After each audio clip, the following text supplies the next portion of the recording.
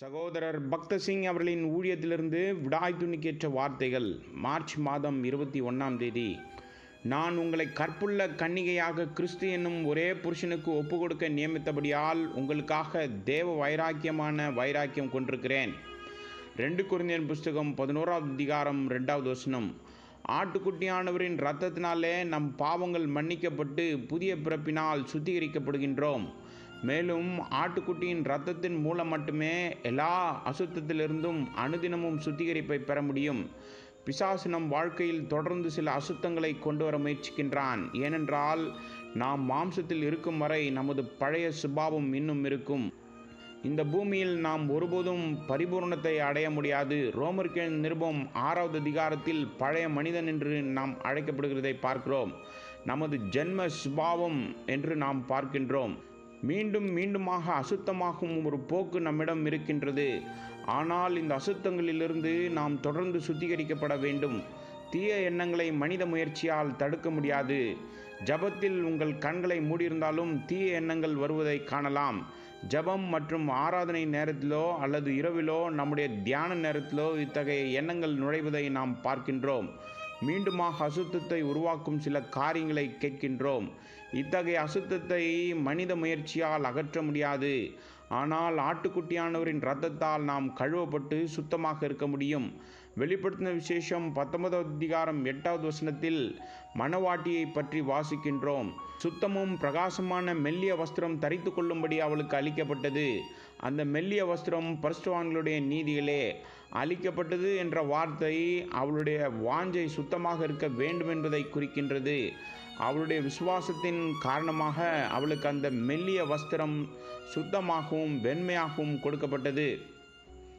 நாமும் தினமும் சுத்திகரிக்கப்பட வேண்டும். ஒரு நபர் அசுத்தம் என்ற உணர்வு இருந்தால் அவன் ஒவ்வொரு நாளும் எல்லாவற்றையும் சுத்தமாக வைத்திருக்க விரும்புவான். இவ்வாறு ஆவிக்குரிய ரீதியில் நாம் சுத்தமாக இருக்க வேண்டும் என்று ஏங்க வேண்டும். அசுத்தம் உள்ளே நுழைவதை கண்ட நொடியே நாம் விசுவாசத்தின் மூலம் ஆட்டுக்குட்டியானவரின் இரத்தத்தால் சுத்திகரிக்கப்பட விரும்ப வேண்டும். மேலும் இந்த இரத்தத்தை ஒரு நாளைக்கு 1000 முறை கூட நாம் கோரலாம். ஆட்டுக்குட்டியானவர் ஒருபோதும் நம்மை சுத்திகரிக்க மறுக்க மாட்டார். நாம் அவரிடம் செல்லும் போதெல்லாம் நம்மை சுத்திகரிக்க அவர் ஆயத்தமாகவும் தயாராகவும் இருக்கின்றார். இத்தகைய காரணத்தால் சுத்திகரிக்கப்படுவதும் அவருடைய வார்த்தையினால் தொடர்ந்து கழுவப்படுவதும் நமக்கு சுத்தமான மற்றும் வெண்மையான வஸ்திரத்தை கொடுக்கும். இது ஆட்டுக்குட்டியின் மணவாட்டியாக இருக்க சபையின் ஆயத்தமாகும். 2 கொரிந்தியர் புஸ்தகம் 11வது அதிகாரம் 2 மற்றும் 3வது வசனத்தில் கர்த்தராய் இயேசு கிறிஸ்துவுக்கு முன்பாக விசுவாசிகளை கற்புள்ள கன்னியாக காட்டுவதை பற்றி பவுல் பேசுகின்றான். மனைவியின் துரோகத்தின் எண்ணம் கணவனை எவ்வாறு துக்கப்படுத்துகிறது என்பதை நாம் அறிவோம். பழுதற்ற விதத்தில் கர்த்தருக்கு முன்பாக நாம் நிற்பதற்காக நாம் மிகவும் ஆயத்தமாக இருக்க வேண்டும். அவரிடம் வந்த பிறகு நாம் பிசாசுக்கும் அவனுடைய சேனைகளுக்கும் குறைந்த அளவு இடத்தை கூட கொடுக்க மறுக்க வேண்டும். மேலும் ஒரு சிறிய அசுத்தத்தை கூட நம்மில் இருக்க நாம் அனுமதிக்க கூடாது. நம்முடைய கர்த்தர் நம்மை கழுவி சுத்தமாக வைத்திருக்க ஏராளமான ஏற்பாடுகளை செய்திருக்கிறார். நம்முடைய குருட்டுத்தன்மையால் நாம் கழுவப்பட மறுத்தால் அவருடன் நமக்கு பங்கில்லை.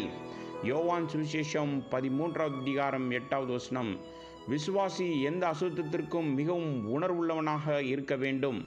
பிசாசு மீண்டுமாக அசுத்தத்தை கொண்டு வர முயற்சிப்பான். ஆகவே நாம் இரத்தத்தால் சுத்திகரிக்கப்பட வேண்டும். கள்ள போதக சபை ஒரு விபச்சாரியுடன் ஒப்பிடப்படுகிறது.